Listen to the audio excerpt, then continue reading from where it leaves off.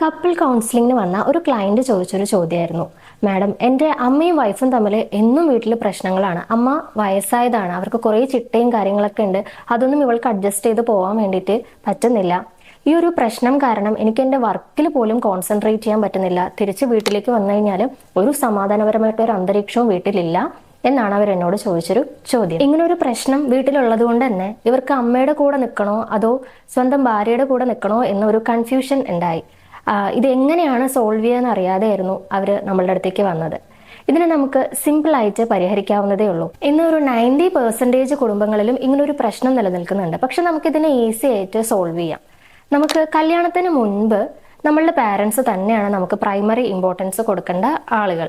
എന്നാൽ കല്യാണത്തിന് ശേഷം എന്ന് പറയുന്നത് ഭാര്യ ഭർത്താവിനും അതേപോലെ തന്നെ ഭർത്താവ് ഭാര്യയ്ക്കും തന്നെയാണ് പ്രൈമറി ഇമ്പോർട്ടൻസ് കൊടുക്കേണ്ടത്. ചുരുക്കി പറഞ്ഞാൽ പാരൻസിനെ നിങ്ങളുടെ പേഴ്സണൽ ലൈഫിലേക്ക് ഇടപെടുത്താതിരിക്കുക. അവരുടെ ലൈഫിന്റെ ഒരു 70% ജീവിച്ച് തീർത്തിട്ടുണ്ടാവും. പക്ഷെ നിങ്ങൾ എന്ന് പറയുന്നത് പുതുതായിട്ട് ജീവിതം തുടങ്ങുന്ന വ്യക്തികളാവാം.